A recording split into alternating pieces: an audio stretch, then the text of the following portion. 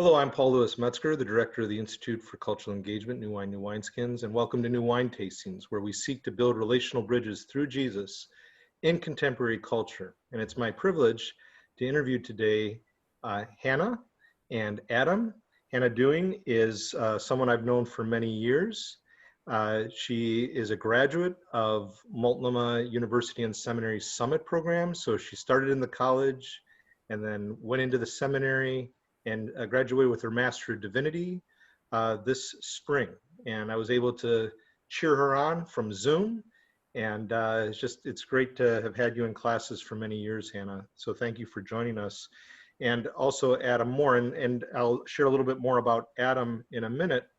Hannah is working with Adam at Union Gospel Mission in Portland, Oregon. Adam is the Director of Homeless Services at Union Gospel Mission, and we just met for the first time this morning. Adam, again, thank you for joining us at New Wine Tastings, and Hannah Dewing, thank you as well. Thank you so much. Great to be here. Yeah, and so grateful for this opportunity, and Hannah had presented a really sterling paper this year that I wish I had written myself. I mean, I was really, and I mean this, I was really moved by it. It really connected with the theme of the course, which was all about for this theology of cultural engagement. It's a New Wine, New Wineskins course. And the whole theme was bound up with an article that was written in the New York Times by David Brooks, a leading columnist there. It was an op-ed where he wrote this several years ago about the movie Interstellar, that science fiction movie related to astrophysics and the like. And Brooks said in that article that the movie Interstellar was a cultural moment in that it helps us see life not as cogs in a machine, which is what our society often tends to see, cogs in a machine, that everyone's a cog in a machine, that life is simply cogs in the machine, disparate parts. In contrast, Interstellar gets at this orientation of we're actually particles and waves in a vast ecosystem. And so Hannah took that theme and applied it to her own context with Union Gospel Mission of seeing the people that they serve, that they connect with, not as cogs in a machine, but really as particles and waves in a vast ecosystem. And we're going to unpack that because that might seem really, I don't know, remote to you as viewers right now, but I think it'll connect more and more as we proceed. So Hannah, just share a little bit about what you were thinking about that, because I said, I want to interview you for New Wine Tastings because you really just hit it right where it needed to be hit in terms of that theme and connecting it to homeless ministry. So what led you to make that connection between particles and waves in a vast ecosystem in your own work at Union Gospel Mission? And then Adam, I'm going to ask you to reflect on that as well with us about that theme. So Hannah, if you could start, please. I think a couple of things actually, because in my own vocation, I guess I would say, I work at Portland Rescue Mission, Shepherd's Door, on staff.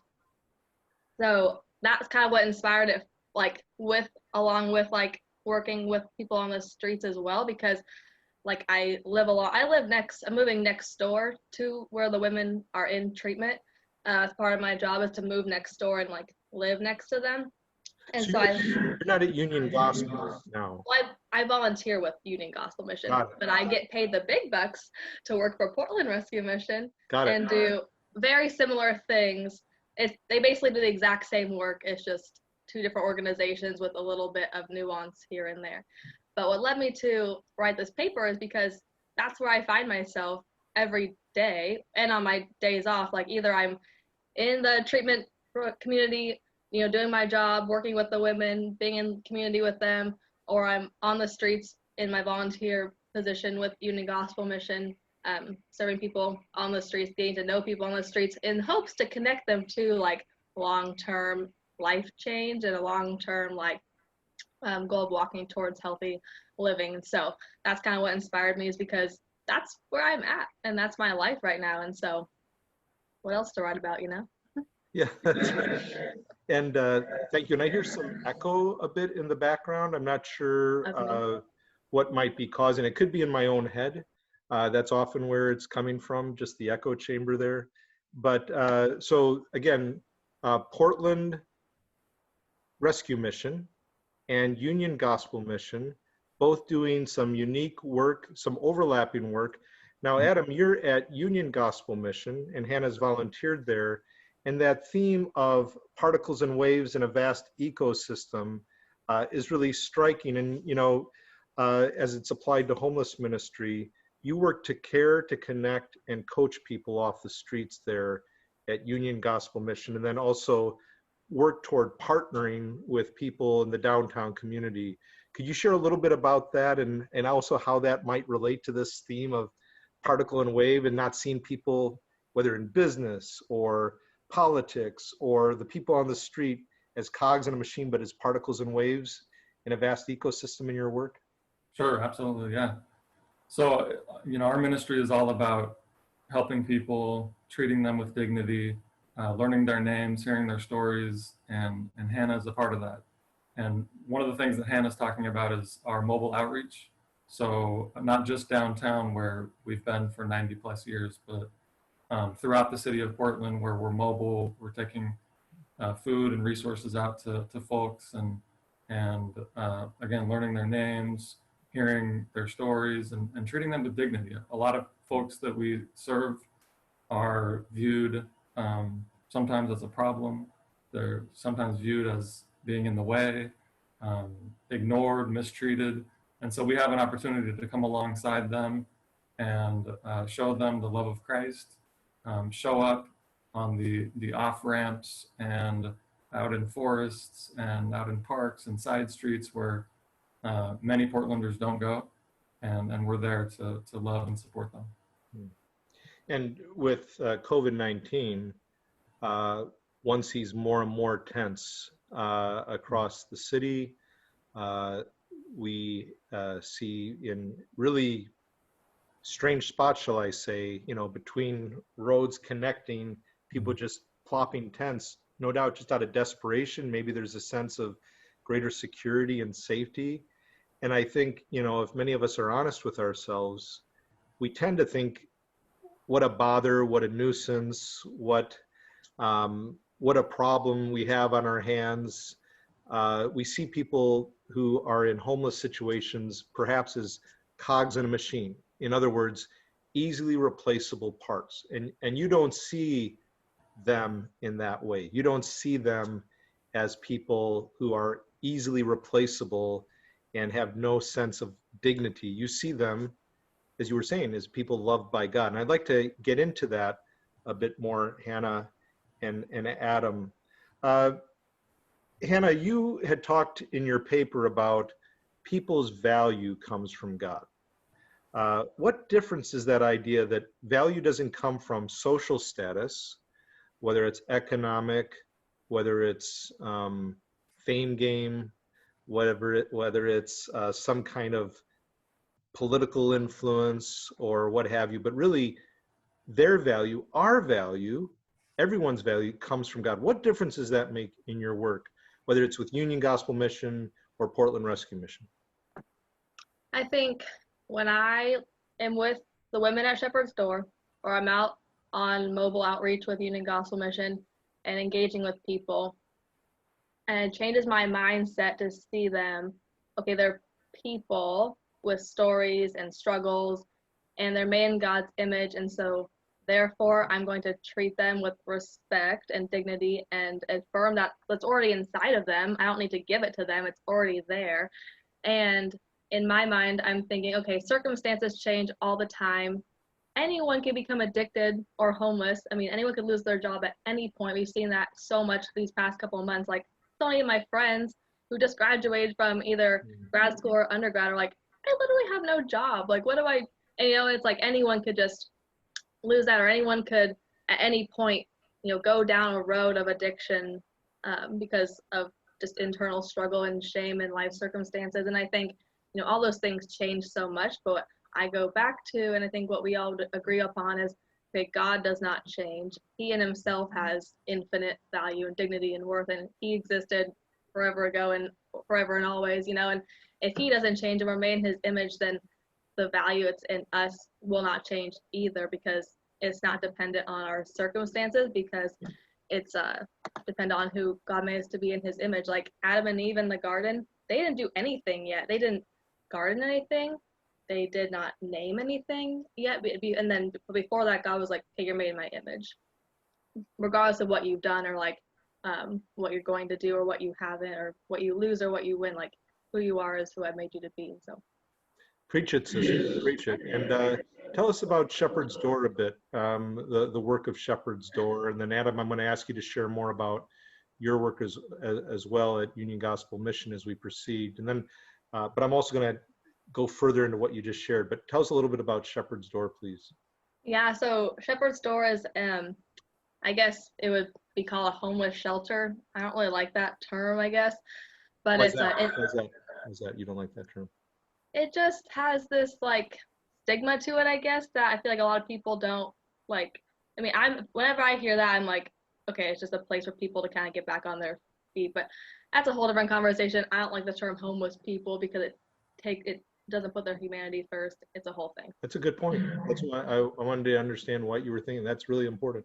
Yeah, but Shepherd's Door is, I mean, at its base is an inpatient addiction treatment facility. So the women, they can come from, any situation really. Like a lot of them are escaping domestic violence, and a lot of them have come from the streets, and most of them are struggling with substance abuse, and they live there for 1 year. Okay, and there's different phases that they go through, and then they learn work skills, life skills, relationship skills, conflict resolution skills. They learn about Jesus in the midst of it, and it's not shoved down their throat, so to speak, but it's just presented to them, and they are discipled if they're open to that. A lot of them are, they have that background when they come in because they want a faith-based community to live in, and they have a counselor, growth leader person who's going to walk with them through every step of their program, and they have other staff members like myself who do a lot of other stuff, and they have one another. And so it's really focused on the community aspect, because I touched on this in my paper a little bit, how a lot of times we, like, people who are struggling with that addiction stuff need that community, and everyone needs that community to keep us healthy and keep us on the right track. And so that's a little bit what Shepherd's Door does. And then just help people get back on their feet, and gets down to the real issue of what's going on, because it's never just about the drugs. I don't think it's never just about getting high. I think it's what am I doing with my pain. So we're trying to in the whole program is like getting down, okay, you went through this when you were a kid, or this is what you have struggled with, and how do you deal with that in a healthy way, and how do you bring that to Jesus versus bringing that to a drug. So that's a little bit of the heart behind, and the work behind, and the philosophy behind what we do. And Adam, I'll ask you to share as well about your work and the philosophy of ministry a bit more in just a minute. I appreciated, Hannah, what you had said about homeless people and the like, that it tends to reduce them. We shouldn't look at them in those terms. But again, as is in your paper and is what you've shared already today, people are creating the image of God. That's something that occurred before they did anything. It involved going somewhere, being about a certain way of life and the like, but they were still creating the image of God. It wasn't something add-on. It was bound up in relationship with God from the get-go. And what you've articulated just brings that home in terms of the context of what you're doing, Union Gospel Mission, Shepherd's Door, and the like. We talked about cogs and machine, particles and waves in a vast ecosystem already at a few points.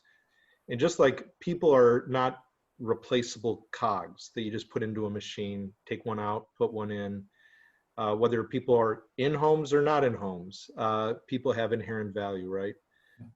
So to the issues that people face, if I didn't have a social network, there'd have been several times in my life, no doubt, where I would have been homeless.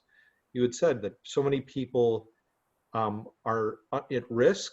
It could happen to any of us. And I think we fail to see all those things that are connected. It's particles and waves, even with the struggles we face and the opportunities.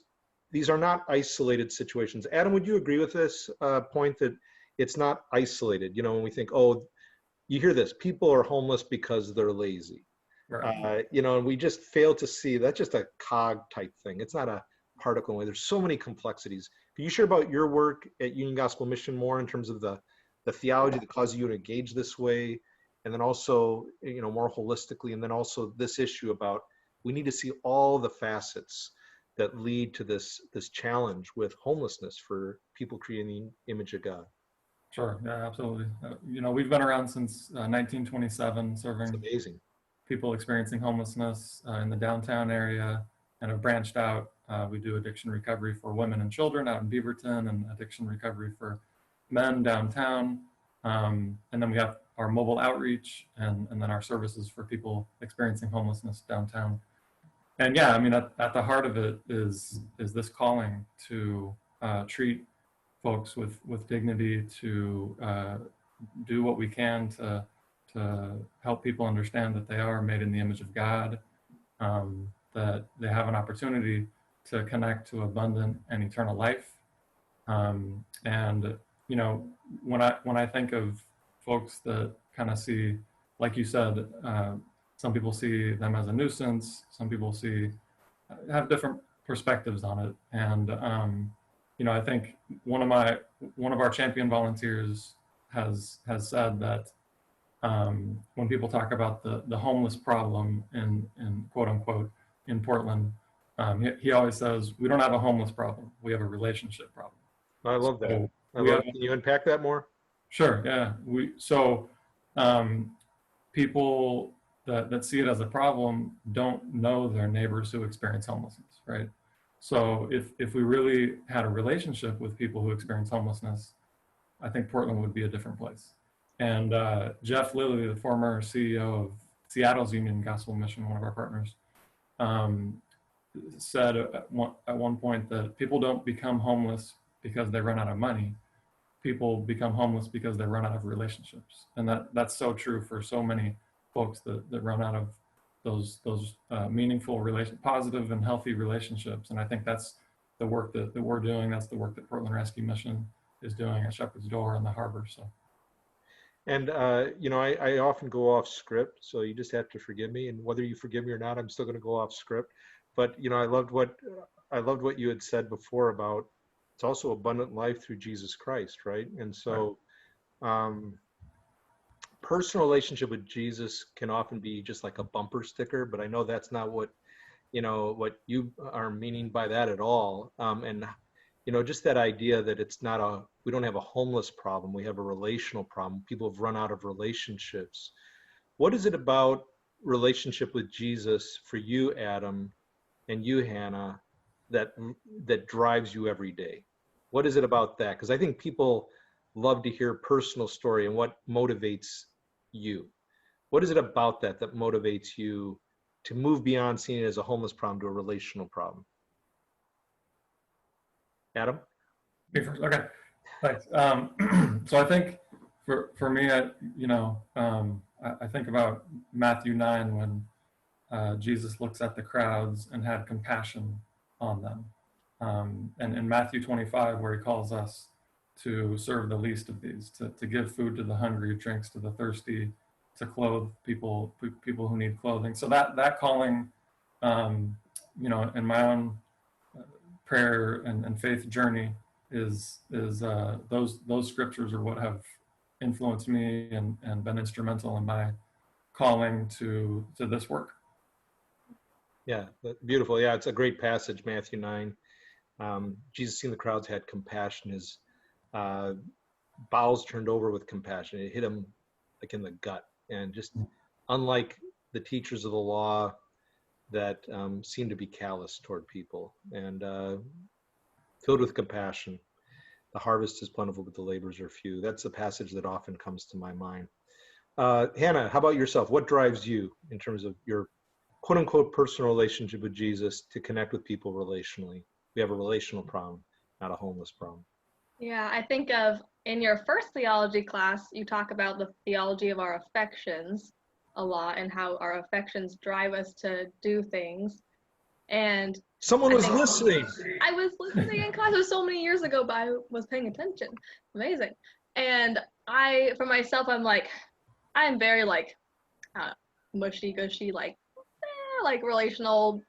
I love everything, but I'm like, okay, I love Jesus. Like he like is the love of my life, so I'm going to like what he cares about, I care about. You know, like what God cares about, we should be like really invested in. And so that's what drives me to, you know, to this place of working with people who find themselves in low positions, because Jesus himself was in a low position, and I see the face of Jesus in the face of the homeless man with the sign, or, you know, the woman with the kid who doesn't know where to go. And I'm like, that's who Jesus identifies with, and that's who I'm called to identify with.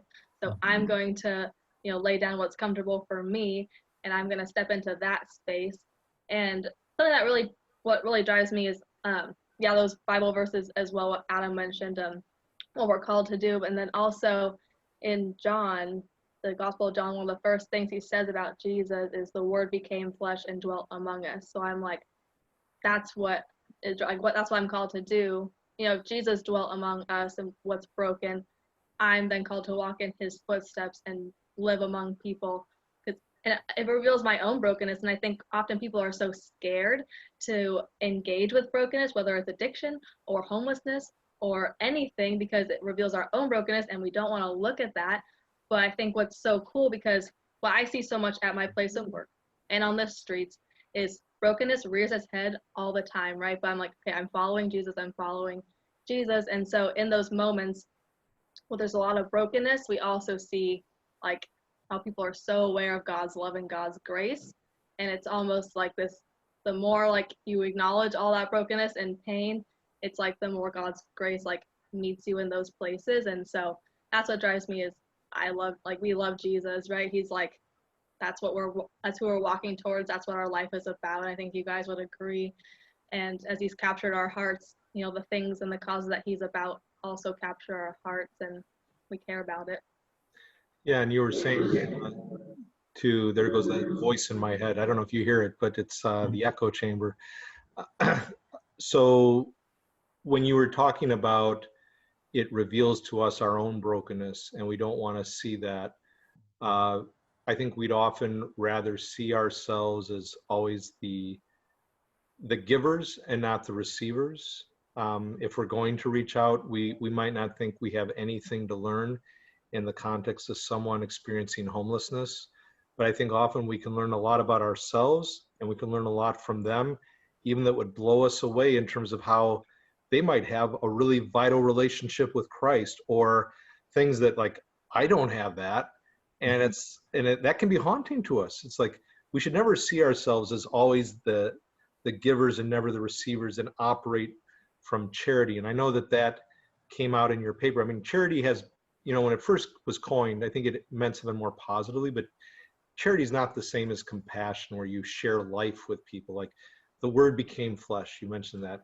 Jesus moved into the neighborhood, as Eugene Peterson says at John 1:14. You know, it's not drive-by evangelism. It's, you know, it's really life on life. And I know that you're both really about the life on life, the connection with people in their situations, and revealing life to life, heart to heart scenarios with them. And so I wanted to go further into that, that idea.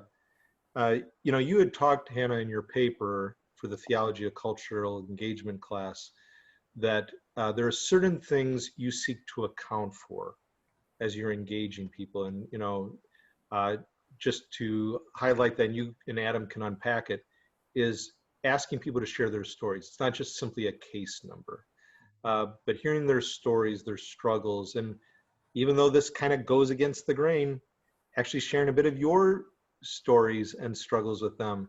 Could you unpack that a bit more, and why that's so important? Again, it's back to the cog in a machine. That's case number versus story and struggle that we both share. That's particle and wave in a vast ecosystem. It's relational. So Hannah and Adam? Yeah, I mean, I'll speak in my own like workplace. That's where I hear more stories, is a shepherd's door, because I spend so much time there and in relationship. And I think, you know, when someone comes in or a woman is there, and I'll give an example. So I don't even know what happened, because this happens often, but not in a bad way, but it just happens. Like a resident kind of exploded at me, not because of something like I did wrong, but I think I don't even know what happened, but they took out all their frustration and anger like on me, which happens to staff often. My initial human response is to be like, okay, well, like to get upset, and I feel disrespected, and I feel like not valued, and like I got really frustrated, and I like compose myself and just say okay, and then move on, and then but I have to still report the incident because we're trying to work with people and myself. Like I'm learning too, like, okay, how do I respond in a really healthy way when I'm upset or I'm experiencing anger? But I had to report it, and when I was reporting, I saw other notes from other staff people about this person's background and their story.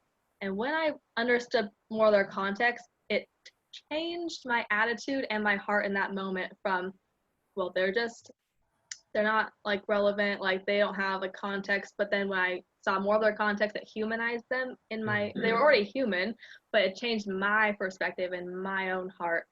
And so when I'm hearing their stories and where they've come from, it like changes like my understanding of what got to them to that point, because so often they had so many other, a whole different life before this point. And it wasn't just, oh, you made a lot of mistakes and you messed up and blah, blah, blah. It's like, no, actually, like they went through a lot of pain and a lot of struggle and often a lot of success too. I said this in my paper, is met with a moment of hopelessness for momentary relief that will result in a lifetime or years of addiction, but it doesn't have to end there. And so I think, to go back to the cog in a machine or like articles and stuff, I'm sharing my story in vulnerability and meeting them in that place and sharing my own pain. Then it invites them to meet me in that place too and share their own story and their own pain. And it helps us to see a bigger picture of who we are as people. Like, oh, you're not just what you produce, you're not just your struggle or your past or whatever. Like you're a human and you have context, and God's been leading you up to this point. He's been working in your life as well as my life. And so if I'm making any sense. You're making perfect sense. Okay. Perfect sense. Thank you, Hannah. And Adam, what would you wish to share about that, element of humanizing people? They already are human, but to humanize our own understanding of them, to know their stories, even to share a bit of our stories. And I know that goes against the grain of, we're supposed to keep quote unquote professional distance, inserting ministry context. And I wonder about that. I wonder about that language and what it might sometimes really convey. But be that as it may, Adam, your thoughts on story, shared story, knowing people's names in the context of this relational problem that you experience, that you witness, that you're engaging. Sure. When I first started working at Union Gospel Mission almost 3 years ago, I met a man named Bubba who lived out on the streets, and he is wheelchair bound, he's blind, and so a lot of things working against him. And so getting to know him, hearing his story, hearing all the challenges that he was facing, I felt like God kept putting him in my path to really see what I could do to help him and go beyond just providing a meal or immediate relief. So through that relationship with Bubba, I learned a lot about navigating the system, how to get resources, how to get access to shelter, housing, healthcare, transportation, all of those things for somebody who has significant disabilities. And so I think that really helped me understand, what a lot of the folks that we serve are experiencing day to day. Many of them have disabilities. Many of them have mental illness that they're facing. And so dealing with that and trying to navigate a complex system makes it really difficult, right? To get into housing and to get access to these resources. So going back to what you said, the perception a lot of times is they're lazy, they need to get jobs. Obviously for the majority of folks, that's not the case. So the relationship that I developed with Baba really helped me in my perspective on that. And you really saw the complexities, right? You saw how many challenges and obstacles Baba faced, and it's not easy. I think we think, well, why don't they just go over to that building and talk to that service agency, and Right. voila, it'll be taken care of. And that really, again, it's throwing them at something or throwing something at them rather than, again, sharing life with them and seeing how difficult it is to navigate it. So you experience complexity. The deeper we go, the more complex these things become. But the simple love of Jesus stays the same, very concrete. And I hear that in both, in what each of you is sharing. Now, Hannah, you had quoted, was it Renee Brown or who was it that made this statement? The church's task. Do you remember who it was? It might not have been Renee Brown, but it wasn't Brene Brown. It was someone else, but I don't remember who. Okay. But the church's task through its words and deeds is to keep in the forefront the need to safeguard the human dignity of everyone, but particularly the most disadvantaged in society.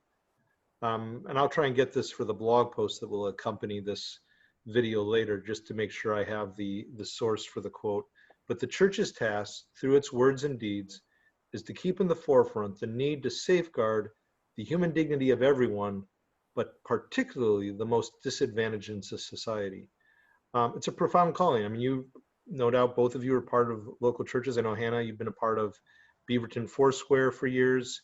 And I know some of the pastors there, big hearts like Mark Nicholas, Steve Mitchell, and others.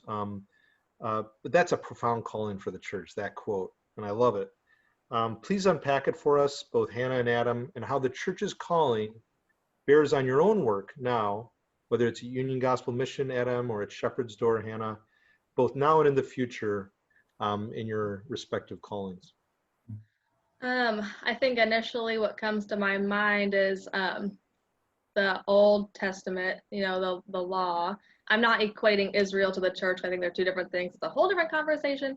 Anyways, but I think of when God gives the law to Israel and says, okay, I want you to look out for the orphan, the widow, the poor, the stranger, because you yourselves know what it's like to be in all those positions. And he instructs them, we all know this, when you are harvesting your fields, leave the edge, okay, so the poor can have something too. And every 50 years, we're actually going to clean everyone's slate off. Jubilee. And we're going to have a celebration Jubilee. It's going to be a new start for everybody, and debts are going to be canceled, and people are going to be set free. And I think we've forgotten that so often, even though it's mentioned in the book of James. I think of that as well when James writes, okay, if a poor person, quote unquote, comes to your service, to your church service, and you send them to the back, and then a rich person comes in and you give them the best seat in the house. I'm paraphrasing this Hannah translation. That's not good. That's not okay. That's not what God's asked us to do. In fact, I think I would go as far as to say that Jesus would put the poor person in the front, highest honor, highest esteem, honor them. And not that God doesn't care about the person who's well off either. I don't think being rich is a sin, right? But it's like, okay, what am I going to do with the riches that God's given me? What am I going to do with the monetary resources he's given me?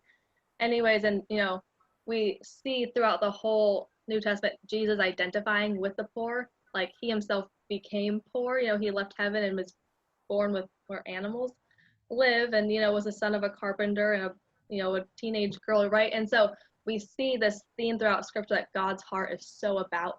I think there's a really tender place in his heart for the poor.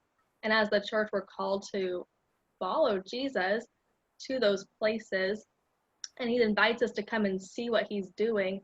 And I think so often, I love the church. I'm part of the church. I'm not trying to bash the church. I love it. It's the bride of Christ. I love her. But I think so often we're so about program and making things look okay. Program. How are we going to feed people? Program. How are we going to minister to people from on stage? And we all that kind of comes and goes, and that's appropriate at certain times. Retreats and program and services and the lights and all that stuff and the show, right? But I think the church is really called to be with people, and that's the bearing, and that's where it's different, because I think so often we think of ministry as being seen by others, and our program being seen, and our works being seen. But I think really ministry and what God's called the church to now and in the future for always is to see other people and to say, I see you. And that's ministry. We often think ministry is being seen by others, but ministry is seeing others. And like saying, I see you, I hear you, I'm with you, I'm actually going to sit with you and walk alongside of you, because like we're both like children of God, and that's what he's asked us to do. And I think I would love to see the church in my generation to go away from not totally negate program and, you know, putting things together and community and, you know, all inviting people in, but I think more often I want to see people going out. I want to see us moving towards the margins of society, because I think that's where God is. He's not, I don't think often he's in the show. I mean, I think of, okay, where was Jesus in his whole ministry? You know, he didn't go to Jerusalem a whole ton. He did, like, there's 2 miracles, right, that are recorded him in Jerusalem. He spent time in Galilee, and, you know, across the sea with demon-possessed people, and, you know, with prostitutes, and the people that society was not a fan of, but that's where the most, you know, heaven met earth moments happened. You know what I mean? Amen. Preach it. Adam, further to what Hannah has shared, your thoughts. Yeah, and I'll piggyback off of what Hannah's saying. I think the opportunity to see people and to see Jesus in people, like she has explained. I love that. So with churches, I mean, Union Gospel Mission was started by 40 area churches in 1927, and we still have dozens of churches that partner with us, that support us, and it's critical to what we're doing, right, to further the kingdom. So one church, though, that comes to mind, kind of that we've had a deeper partnership with over the last couple of years, and that has really made an impact on people who experience homelessness, is Central Nazarene on Powell. They really felt a calling a few years back when they were in meetings trying to figure out, okay, how do we engage the community? How do we help our neighbors? And they were having a hard time getting into their building because there were so many tents and people experiencing homelessness in their parking lot and on their property. So it was an obvious thing. Okay, this is what God is calling us to. And so they created a tiny house village so that people can stay on the church property. They have 15 tiny homes there. They've done overnight shelter. They've done a lot of different ministries to help their neighbors experiencing homelessness around them. And so we've come alongside them and provided support. It's been a great partnership. And really our vision is, and our dream is to see more churches like Central Nazarene. I think Portland, again, would look a lot differently if each church in each neighborhood were caring for people who experience homelessness by providing safe parking or outdoor shelter or tiny house villages, or going beyond feeding and clothing. Yeah, that's very, very instructive and constructive. As you were sharing that they were processing this, what is God calling them to? It'd be so easy, wouldn't it, to say, we could really get something done if these homeless people would get out of the way, and we could, and it's like, no, they saw what was right there. We often miss, right? We think, what is God calling us to? And we miss the people right before us. We often don't have eyes to see. Hannah, you had said, I see you, I hear you. Homelessness is all around us. It could be someone, who's parking their car at night, and you see the car take off in the morning, and not to somehow look at that as a bother, but say, wow, to see a person, to hear a person, to connect. And this church is leading by way of example, right? And partnership between the church and your ministry, right? Union Gospel Mission, because again, this can't be cog and machine. It's so complex. It has to take a whole nexus of relationships. You've been partnering with churches for decades, right? From the beginning, it was founded in relationship to the church. Same thing with Shepherd's Door, no doubt. The connection to the local church. We can't do it alone. We need the work of Union Gospel Mission, Shepherd's Door, Portland Rescue Mission, and other groups, and we need the local church as the bride of Christ. And I appreciate what you're sharing. And as we think about COVID-19, of course, that's added to the challenge. No question about it. I'd hope that even in our few minutes remaining, you could share a little bit about how that has posed more challenges to you. And no doubt the needs are far greater than ever before. In the midst of that, as these challenges rise in various contexts, I remember in Hannah's paper, she had said that one of the fears for people who are homeless, people creating the image of God who are homeless, is that they're not seen. They die alone. They die in isolation. No one knows their name. And you had said how there's a situation where there was a memorial or a remembrance and the person's name was shared. It wasn't simply for that individual, it was for them, but also for those in the community, because it meant something to them that there was a name. And God is named Father, Son, and Holy Spirit, the Trinity, in the name of the Father, Son, and Holy Spirit. And God shares the divine name with us. We participate in the story of this God as God's named people. Could you share about how that problem with isolation and anonymity is perhaps even more pronounced with COVID-19, and how we need to be engaged with even greater attentiveness? Adam, and then Hannah, if you could, please. Sure, yeah. I mean, you were talking about folks that die in isolation, and you know, we've had the opportunity to walk alongside people that have overdosed and or have died of other causes that we've walked alongside for years, and it's a difficult thing, but also with gratitude to be a part of that, and to be invited by their families to be a part of remembering them and remembering the beautiful people that they are. Yeah, during COVID, it's challenging. You know, we've had to adapt a lot of our services. We're all wearing masks now, and that presents challenges, right? Because you want to build relationships with folks, but you know, they can't really see when you're smiling, and so those are some of the little things. But I think the bigger things are people experiencing homelessness really have nowhere to go inside, or very fewer options than before. You know, they used to go to libraries, community centers, service providers. So as the weather gets hotter, you know, we're looking for ways to safely bring people into our building. But for the last few months, since the onset of COVID, we have been, you know, serving all of our clothing and meals to go. So trying to figure that out. Yeah, thank you. It's complex, no question about it. And yet not to disconnect, but find new ways to connect wherever possible. I hear you saying. Thank you, Adam. And Hannah, thoughts about COVID, and then also what that means for you, and then naming, sharing the story, not allowing for anonymity to take over.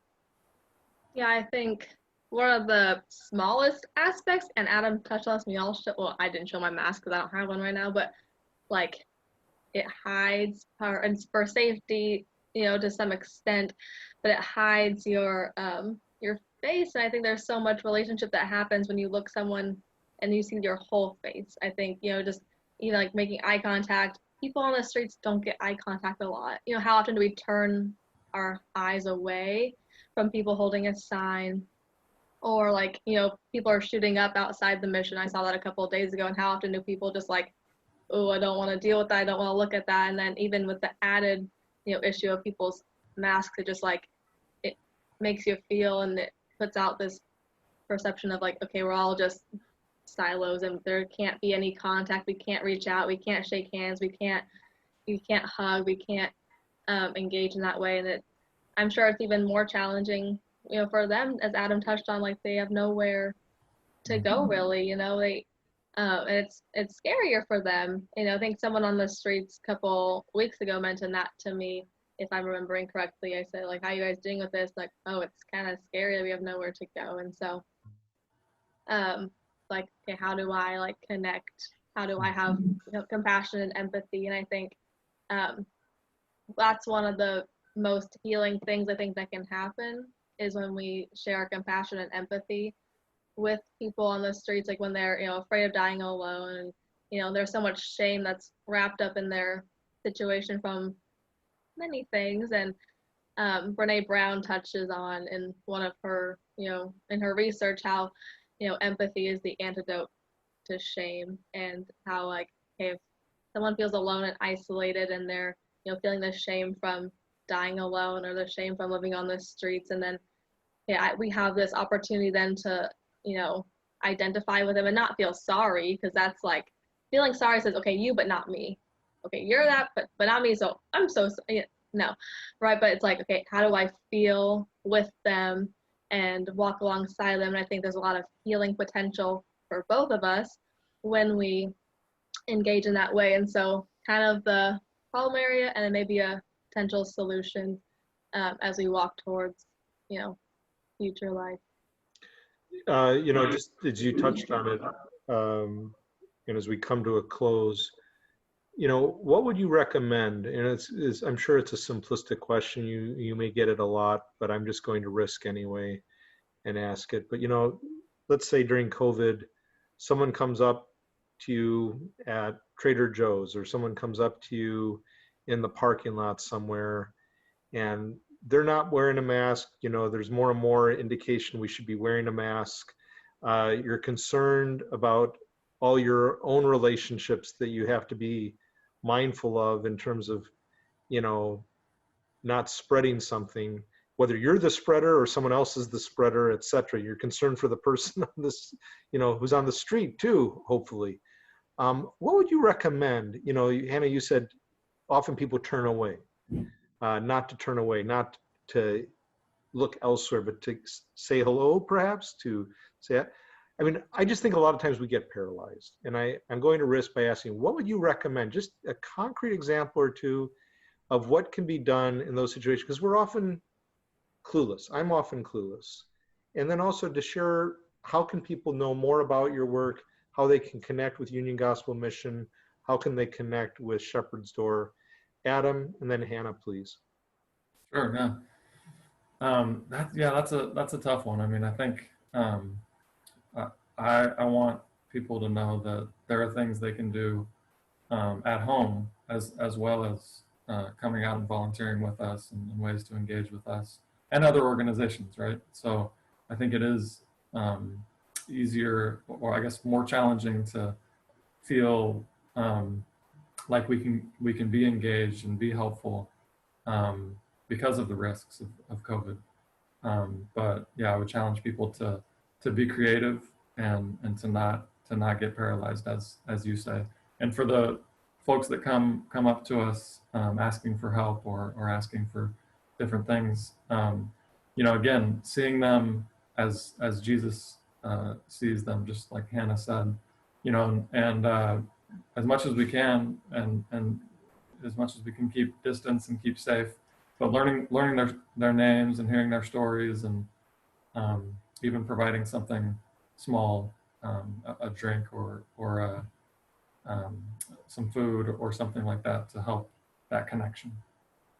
Yeah, well put. Hannah? I think to start, to kind of, this is like the lens I see things through, like, I think with the COVID situation, there was a lot of questions at Shepherd's Door and with my volunteering at Union Gospel Mission. Okay, how are we going to do this? How are we going to do intake? How are we going to go do mobile outreach? How is this all going to work? Because we're all kind of freaked out, and like there's a lot of different narratives and stories happening, but we need to be safe and we need to prioritize the safety of ourselves, and others need to be wise. But also, I think for myself, I just got to this place of like, okay, I'm going to trust my life that is actually in God's hands, and I'm actually gonna believe him that like he's gonna take care of me. And that's not to say that circumstances may or may not happen, but at the end of the day, my life is in his hands, so I'm gonna move forward with the things that he's called me to do with all wisdom, but also like with faith, and actually like saying, okay, I trust you, Jesus, with my life and my health and the relationships around me, and I trust that you are more powerful than a virus, and that you can protect me far more than any safety precautions. And obviously we need to be wise and safe, and I'm not saying like Jesus is my medicine and I don't need to go to a doctor. I'm not saying that. But what I am saying, like, if we actually like are, you know, as you would say, Dr. Metzger, like smoking what we're selling, then maybe we need to just be like, okay, we're gonna trust God and we're going to move forward. And I think like, what do we do? Like, you know, because this COVID thing adds an extra level of like relational fear almost, because like I was meeting someone for like the first time a couple weeks ago, and I stuck out my hand because it's a habit, and they were just like standing there, and I was like, I'm so sorry, I apologize. I've never had to apologize for trying to be polite.